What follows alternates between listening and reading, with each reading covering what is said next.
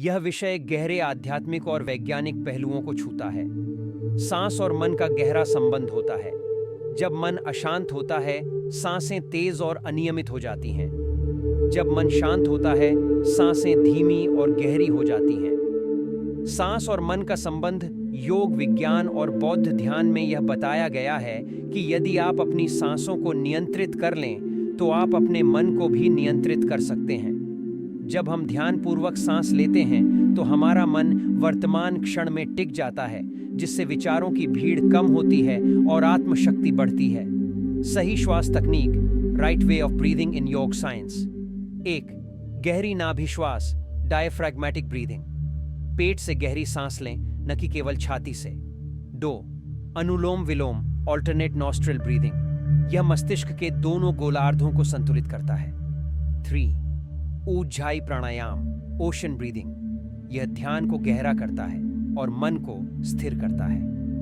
4. संवेदनशीलता से श्वास देखना, माइंडफुल ब्रीदिंग। इसे बौद्ध ध्यान में विशेष रूप से सिखाया जाता है। बौद्ध ध्यान तकनीक, बुद्धिस्ट मेडिटेशन टेक्निक्स, अनापानसति, एनापानासाटी मेडिटेशन। इस ध्यान में केवल अपनी सांसों का अवलोकन करना होता है, जिससे मानसिक शांति और आत्म जागरूकता विकसित होती है। विपश्यना ध्यान, विपश्यना मेडिटेशन। यह सांसों और शरीर की संवेदनाओं का गहन निरीक्षण करके मानसिक संतुलन को बढ़ाता है। शमथ ध्यान, शमाथा मेडिटेशन। यह मन की चंचलता को कम करके उसे ध्यान की स्थिर अवस्था में लाता है। निष्कर्ष, सांस पर ध्यान देना न केवल शारीरिक बल्कि मानसिक और आध्यात्मिक स्वास्थ्य के लिए भी अत्यंत महत्वपूर्ण है। यदि आप अपनी सांसों को नियंत्रित कर सकते हैं, तो अपने जीवन को भी बेहतर बना सकते हैं।